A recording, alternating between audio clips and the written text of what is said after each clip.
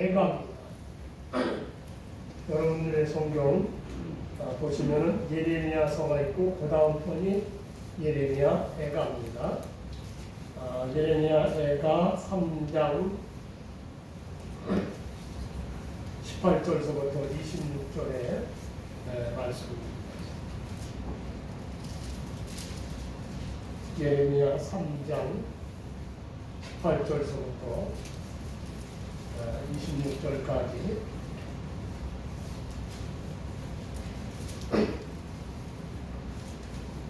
말씀을 제가 한 절, 여러분들이 한 절 보십니다.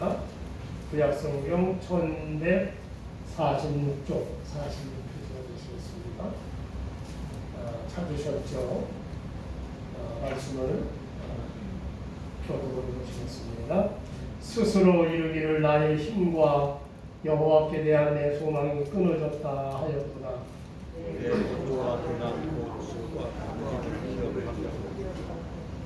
내 마음이 그것을 기억하고 내가 낙심이 되오나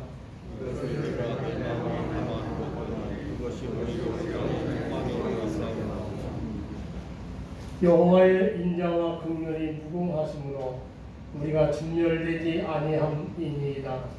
그것들이 아침마다 새로우니 주의 성실을 심히 부르시거든.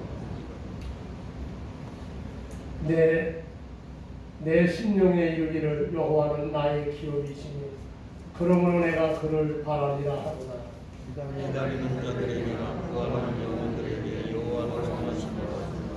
26절 함께 보십니다. 사람이 여호와의 구원을 바라고 잠잠히 기다림이 좋도다. 아멘.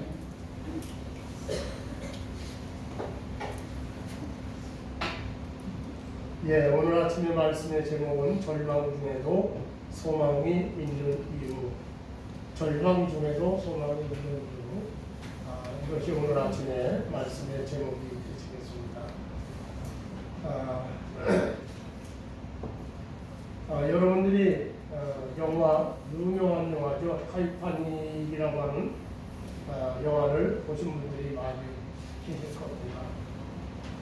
혹시 보지 않았어도 그 영화가 무슨 영화냐 하는 것을 대충은 아실 정도로 이 타이타닉호의 영화는 아주 유명한 영화죠. 그런데 이 타이타닉호는 당시 세계에서 가장 크고 가장 견고하고 화려한 여객선으로 만들었습니다. 근데 그게 처음이자 마지막이 되었겠죠. 그런데 그 타이타닉호는 지금부터 110년 전 1912년 2224명의 손님을 태우고 영국 사우스샘프턴이라고 하는 항구에서 첫 출항을 해서 미국 뉴욕으로 향하고 있었죠. 그런데 출항한 지 3일째 되던 날 대서양에서 큰 빙산과 충돌을 해서 4월 15일 새벽 2시 20분경에 침몰하여 역사상 그 어마어마한 많은 사람이 죽었는데 1514명이 물에 수장되어 죽었습니다. 그런데 이제 이 이야기 뒤에 또 이런 이야기가 전해지고 있죠.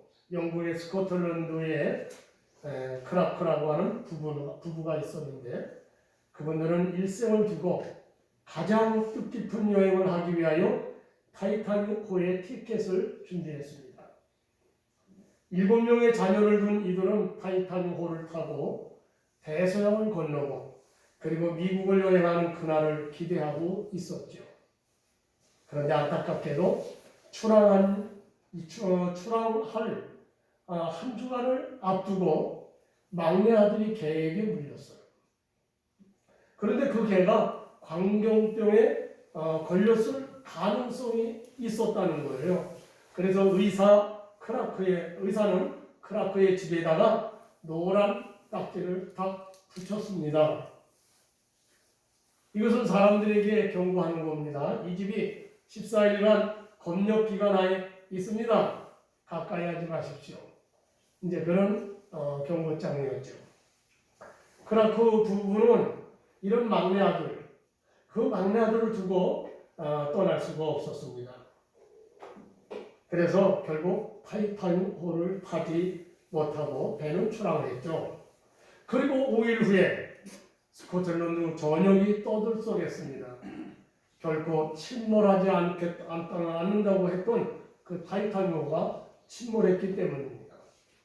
만약에 이 크라크 부부가 막내 아들이 개에게 물리는 불상사를 당하지 않았더라면 어떻게 됐겠습니까? 타이타닉호와 함께 찾아온 얼음바다의 죽음을 당했을 겁니다. 우리들의 삶에는 항상 양면성이 있는 겁니다. 어두운 면과 밝은 면이 함께 우리 인생에는 있다는 거예요. 그런데 우리가 어떤 면을 보느냐에 따라서 우리의 인생은 전혀 다르게 느껴지는 거예요.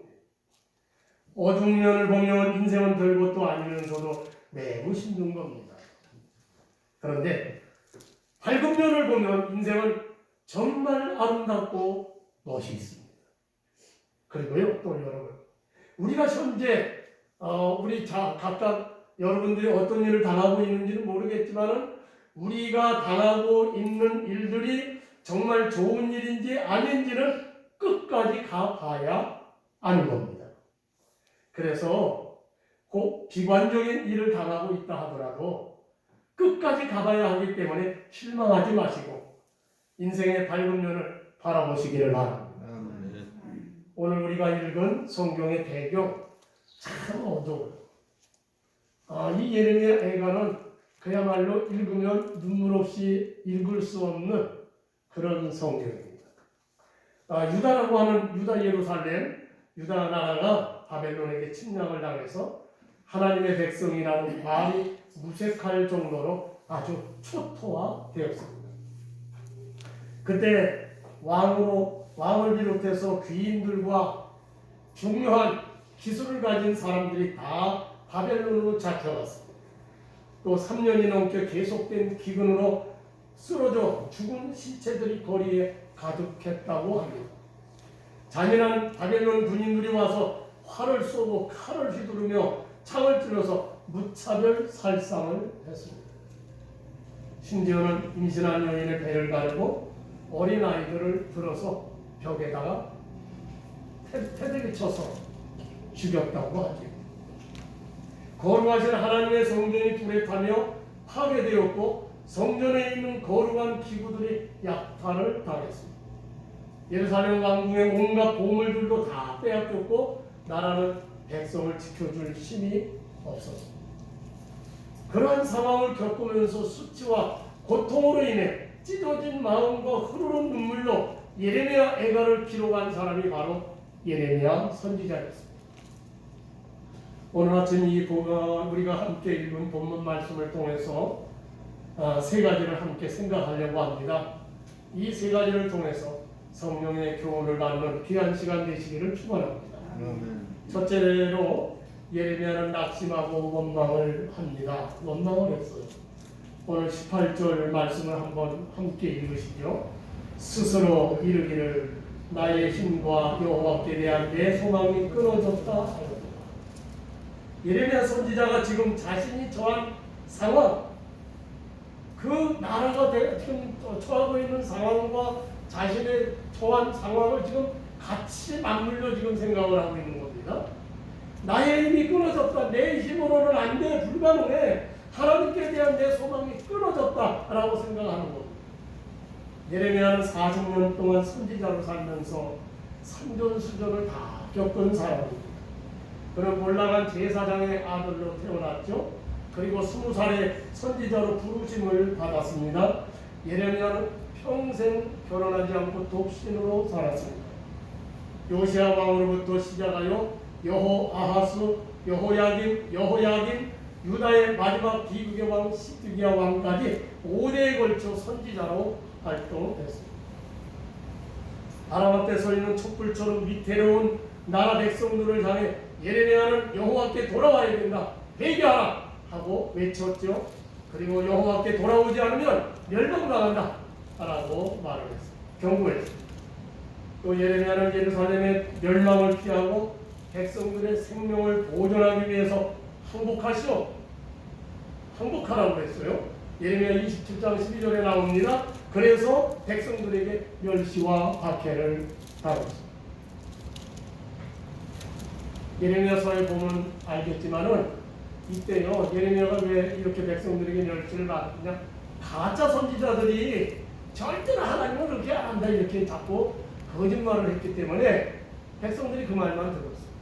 그러니까 예레미야가 고약한 인간. 그렇게 됐어요. 그리고 어떻게 됩니까? 예레미야 20장 8절에는 매국노 취급을 받았어요. 아니, 항복하라고 한다니까. 예레미야가 전하는 하나님의 말씀을 여호야김이 태워버립니다. 하나님의 말씀을 직접 들어서 지금 썼어요. 써가지고 왕에게 갔더니 왕이 찔러버리고 불에 태워.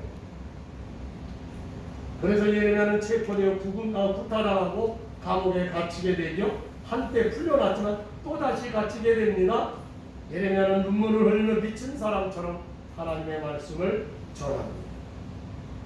예레미야는 그런 상황에서도 절망하지 않았어요. 그런데 그런 예레미야가 오늘 본문에 보니까 낙심하고 원망하고 있어요. 무엇이 그를 그렇게 절망하게 하고 있는 건가요? 예레미야는 자신의 조국, 특히 하나님이 택하신 곳 예루살렘이 바벨론에게 초토화되고 수많은 사람들이 잔인하게 죽음을 당하며 거룩한 하나님의 성전이 약탈을 당하고 파괴되는 모습을 보면서 아주 심한 허탈감에 빠졌습니다.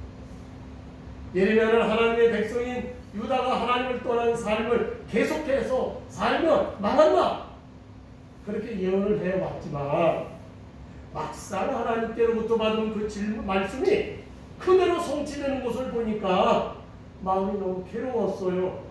그래서 그는 스스로 이런 질문을 던지는 겁니다. 왜 하나님의 성전이 있는 이곳이 이토록 유린되고 파괴되는가요? 왜 이런 비극이 하나님의 백성인 우리 유다에게 일어나는가요? 어떻게 하나님은 당신의 백성이 굶어 죽거나 칼에 맞아 죽는 등 이처럼 비참하게 죽음을 당하도록 내버려 두시는가요? 그게 예레미야의 질문입니다. 물론 이 모든 것이 하나님의 심판이라는 것을 예레미야는 너무 잘 알고 있습니다. 왜요? 그가 직접 하나님으로부터 들었어요. 그래서 그가 예언을 했습니다. 그 말씀을 증거했습니다. 그럼에도 불구하고 이 모든 일어난 일을 생각하면 가슴이 아프고 답답하여 잠이 오지 않을 정도였습니다. 너무 괴로웠어요. 그래서 그가 원망하는 내용이 이제 이 예레미야 3장에 기록이 되고 있는 겁니다. 3장을 처음부터 보시면 이렇게 되어 있습니다. 1절에 보면 종일 나를 매로 때리는 자는 하나님이십니다. 2절에 나를 어둠에 가둔 것도 하나님이십니다. 10절, 11절에 곰이나 사자같이 자기를 갈기갈기 찢은 것도 하나님이십니다. 12절, 13절에 화살로 허리를 맞춘 것도 하나님이십니다. 허리를 맞추면 어떻게 해요? 힘을 쓸 수가 없잖아요. 자기 맥을 지금 기운이 없다는 거예요. 15절에 쑥을 짠 쓴물을 마시게 한 것도 하나님이십니다. 16절에 조약돌로 내 이를 꺾으신 분도 하나님이십니다. 그래서 먹을 수가 없어요. 음식을 씹을 수가 없습니다. 16절에 죄로 나를 덮은 것도 하나님이십니다. 17절에 자신의 마음의 평강을 다 빼앗은 것도 하나님이십니다. 라고 말합니다. 지금 이 최악의 상황이 전부 다 하나님 때문이라고 하면서 하나님을 원망하고 있습니다. 그러면서 18절에 이제는 하나님께 대한 내 소망이 끊어졌습니다 하고 탄식하고 있는 것. 그리고 19절에 보면은 내 고초와 재난 곧 쑥과 담죽을 기억하소서라고 말합니다. 그러니까 쑥과 담죽과 같이 쓰게 쓴 내 고초와 재난을 기억하소서, 그런 말이에요. 그런데 여기 19절 끝에 기억하소서라고 하는 말은요, 사실 잘못된 번역이라고 합니다. 원래는 기억합니다. 기억합니다. 그러니까 내 고초와 재난 곧 쑥과 담죽을 기억합니다. 그런 내용이에요.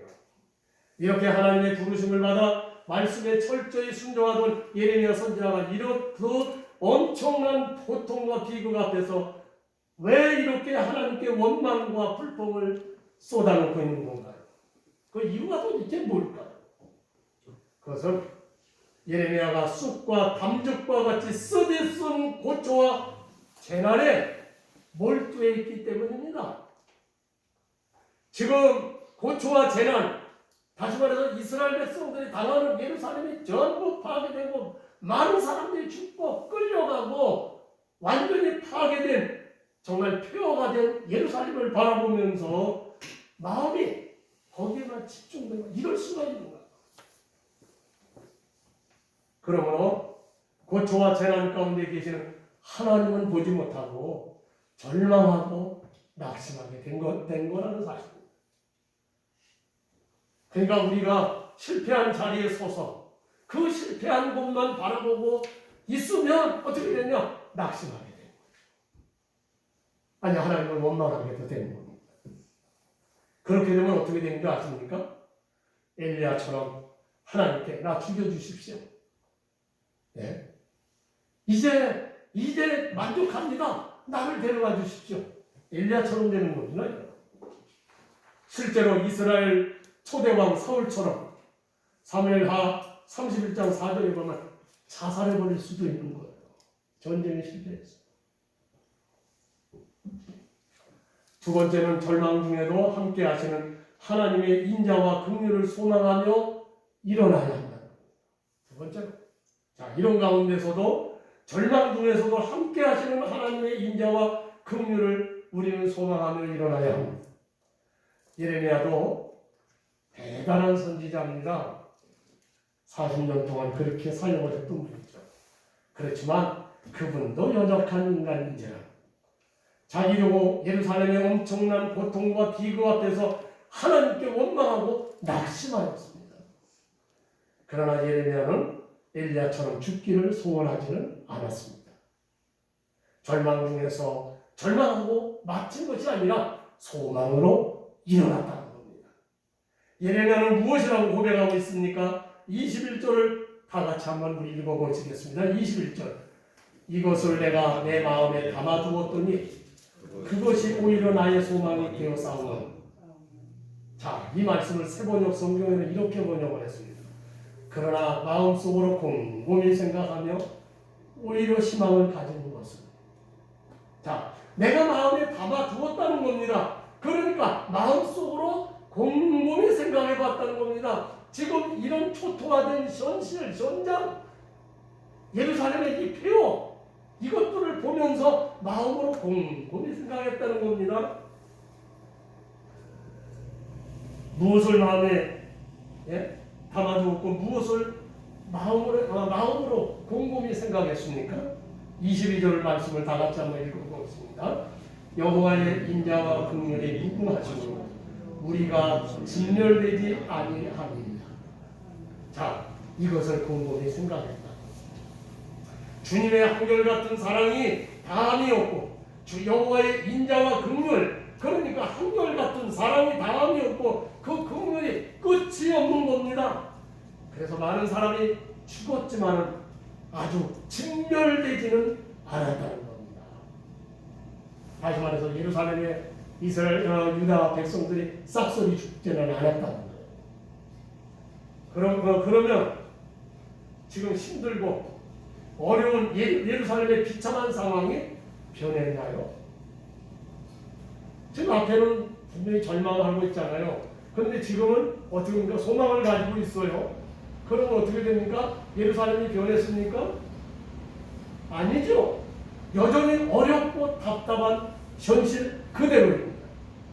그런데 그런 끔찍한 사건들을 기억할 때는 낙심이 되었지만 그 모든 것을 절망된 사건들을 자신의 마음에 담아두었더니 다시 말해서 곰곰이 그 의미를 생각해 보았더니 오히려 소망을 얻게 되었다는 겁니다. 절망의 끝에서 함께 계시는 하나님을 바라보는 겁니다. 나라의 정신은 참담하게 그지없지만 인자와 긍휼이 무궁하신 하나님을 본 겁니다. 비록 망하였을지라도 다 진멸하지 않으신 하나님께 희망을 가진 겁니다. 그것은 회복에 대한 기대를 했기 때문에 예레미야서 29장 10절로 12절의 말씀을 보면 하나님께서 이렇게 말씀을 하십니다. 예레미야 29장 10절로 12절에 보면요, 여호와께서 이와 같이 말씀하십니다. 바벨론에서 70년이 차면 내가 너희를 돌보고 나의 선한 말을 너희에게 성취하여 너희를 이곳으로 돌아오게 하리라. 여호와의 말씀이니라. 너희를 향한 나의 생각을 내가 아나니 평안이요 재앙이 아니니라. 너희에게 미래와 희망을 주는 것입니다. 너희가 내게 부르짖으며 내게 와서 기도하면 내가 너희들의 기도를 들을 것입니다. 바로 이 말씀. 이 말씀을 정리하면 이렇습니다. 바벨론 포로에서 70년 후에는 다시 돌아오게 하겠다 하는 약속. 두 번째는 너희들의 미래에 번영과 희망을 주겠다. 세 번째는 하나님께 기도하면 내가 응답하고 들어주겠다. 그렇습니다. 힘든 고난에 대한 나쁜 기록은 우리를 정말 힘들게 하고 있지만 하나님을 바라보면 소망이 보입니다. 위로부터 오는 힘이 솟아나는 줄로 믿습니다. 세계에서 유대인만이 유일하게 국가의 패배의 날을 기념일로 지킨다고 하죠. 대부분 나라들이 다 이 승전하는 날을 승전일로 삼아가지고 그 날을 기념하고 축하를 하고 좋아합니다. 근데 유대인은 그렇지 않습니다. 패배의 날을 기억하고 그리고 새로운 삶의 교리를 다진다고 하죠.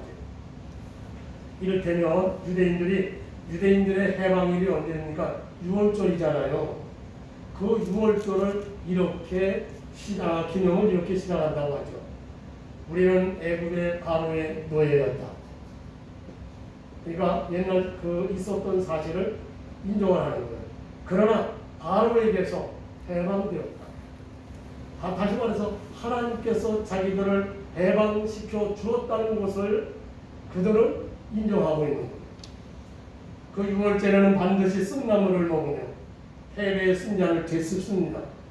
그리고 누룩을 놓지 않은, 효소를 놓지 않은 딱딱한 빵을 먹습니다.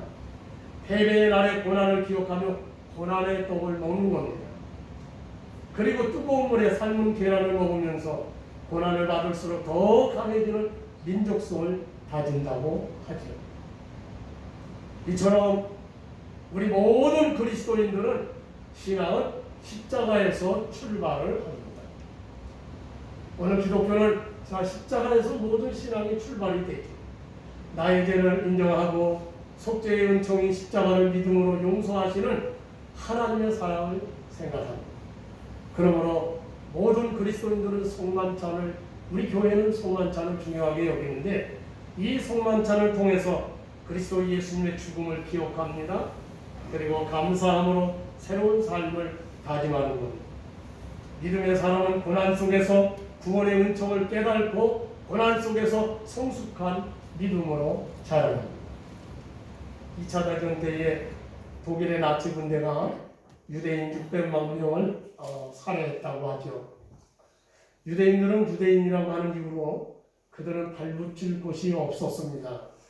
그때 한 유대인 가족이 독일 국경에서 독일 출입국 관리와 나눈 대화라고 하죠.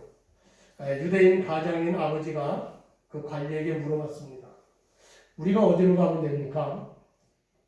근데 그 관리가 모형 지구본을 빙빙 돌리면서, 지구본 아시죠? 동그란 거. 그걸 빙빙 돌리면서 이렇게 말합니다. 이 나라는 이래서 안 되고, 저 나라는 저래서 안 되고, 또 여기는 사막이라서 안 되고, 갈 곳이 없다고. 그때 이 유대인 가족의 아이가 그 관리에게 물었습니다. 아저씨, 이 세상에 또 다른 지구는 없나요? 또 다른 지구는 없나요? 창세기 13장 14절 18절에 보면 믿음의 조상 아브라함의 이야기가 나옵니다. 13장 14절로 18절이죠. 그 말씀의 내용은 아브라함과 롯이 애굽으로 내려갔잖아요. 그런데 애굽에서 다시 돌아옵니다. 그런데 서로 짐승이 많아지고 살림이 커졌어요. 그래서 함께 살 수가 없어서 각각 살림을 나누게 됩니다.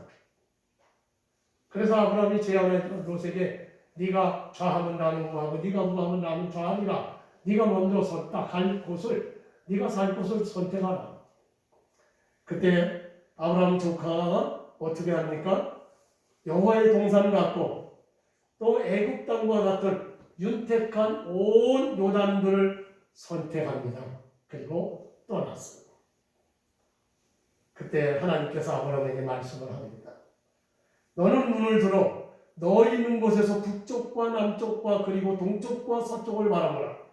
보이는 땅을 내가 너와 네 자손에게 주리니 영원히 이르리라.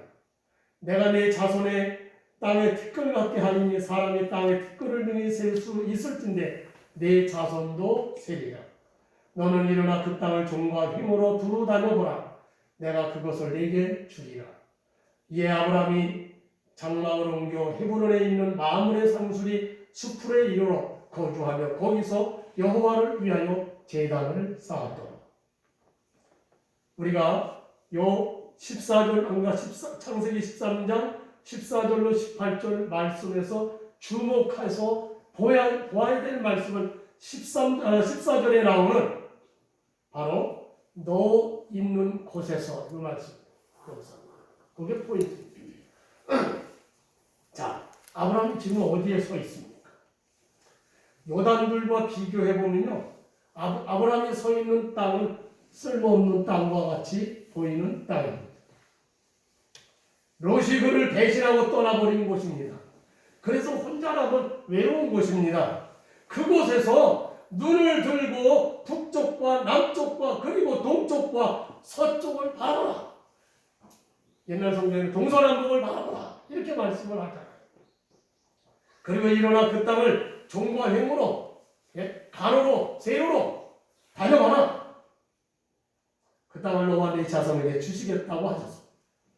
그때 아브라함은 하나님께 판을 쌓았습니다. 울적한 마음을 던져버리고 일어나서 감사의 예배를 드렸다는 말씀입니다. 지금 우리의 삶은 안팎으로 그리 녹록하지가 않습니다.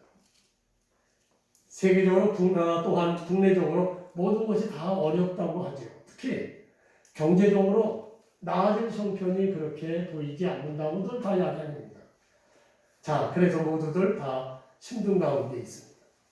그러나 하나님은 여러분이 서 있는 곳에서 너무 힘들어하는 것을 방관하시지 않으십니다. 하나님은 방관하시기를 원하시지 않아요. 여러분이 마음을 이제 바꾸시기를 바랍니다. 하늘을 바라보십시오. 그리고 동서남북을 바라보십시오.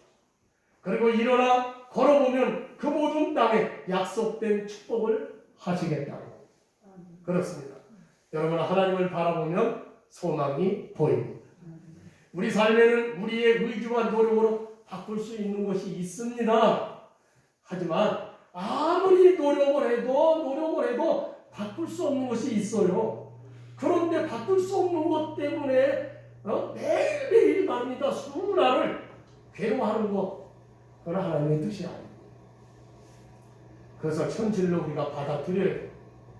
내가 서 있는 거, 내가 지금 현재 당하고 있는 거 현실로 받아들여야 됩니다. 그래서 현실로 받아들인다면 바꿀 수 있는 것으로만으로도 얼마든지 우리는 새 출발을 할 수 있다고 보는 겁니다. 그래서 그 속에 있는 하나님의 소망을 찾는 자가 믿음의 사람인 줄 믿으시기를 축원합니다. 자, 세 번째, 하나님은 신실하시다. 하나님은 신실하시다.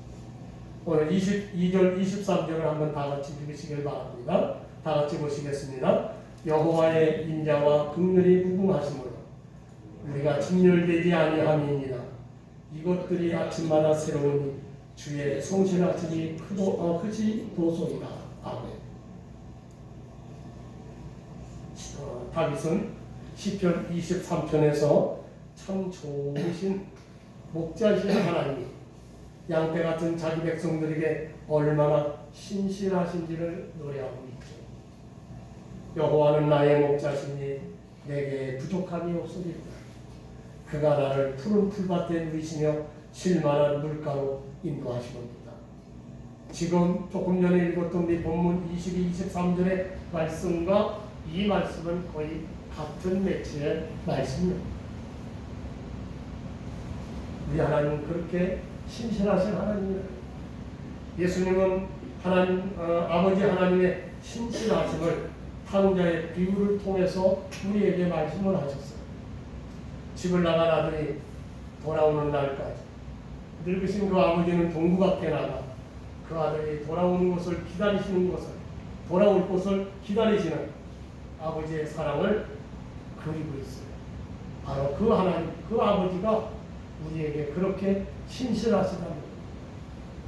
그 하나님은 우리에게 이런 말씀을 하십니다. 두려워 말고 놀라지 말라. 너를 도와주고 나의 오른손으로 너를 붙들리라. 나는 네 하나님이 됨이니라. 이사야 41장 10절에 말씀하죠. 두려워하지 말라. 내가 너와 함께하니라. 놀라지 말라. 나는 네 하나님이 됨이라. 내가 너를 굳세게 하리라. 참으로 너를 도와주리라. 참으로 나의 의로운 오른손으로 너를 붙들리라. 성령님은 우리에게 오셔서 세상 끝날까지 함께 하시며 은혜로 우리를 인도해 주시겠다고 약속합니다. 마태복음 28장 20절에 내가 세상 끝날까지 너희와 항상 함께 있으리라.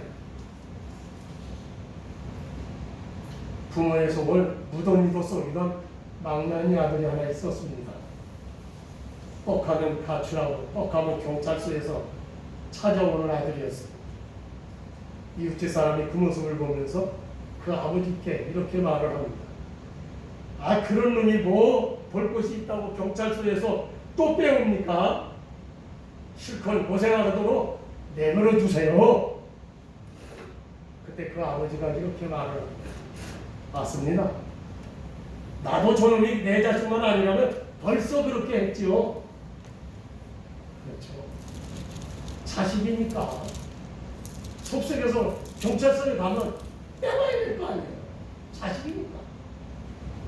자식에 대한 아버지의 성실한 사랑, 이것이 불성실한 우리를 향한 하나님의 신실하심. 우리 하나님은 그렇게 신실하십니다. 우리를 버리지 아니하신다.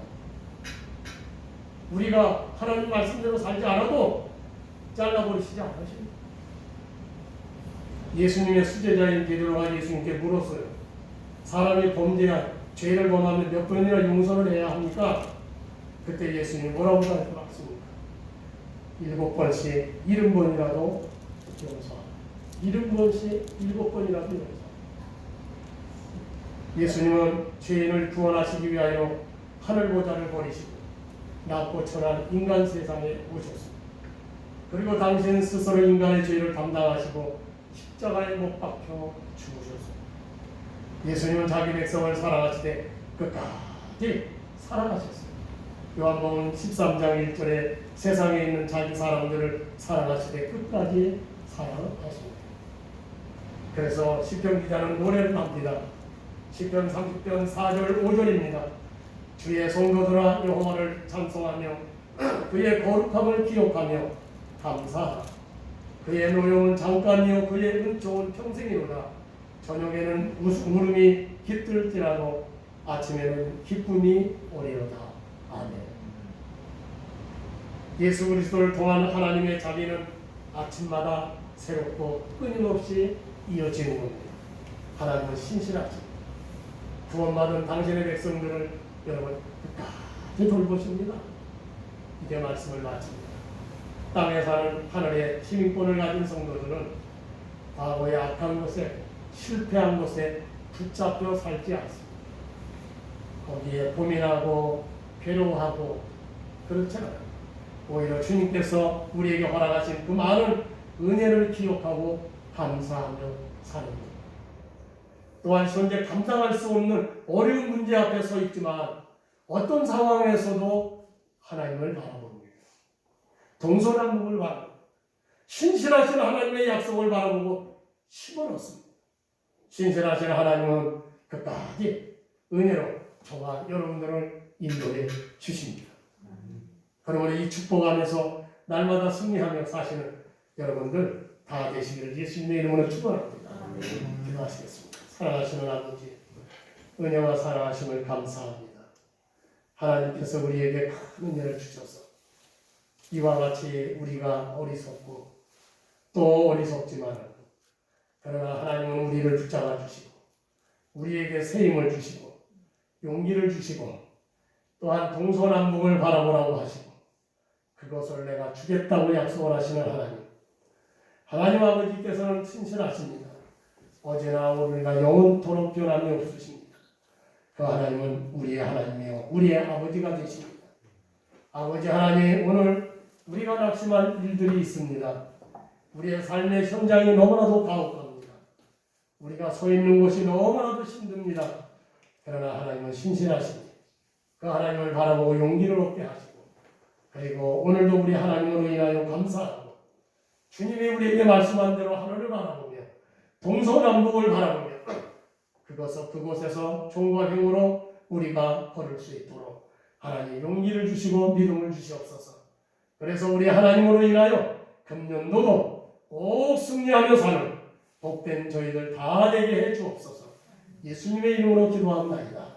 아멘.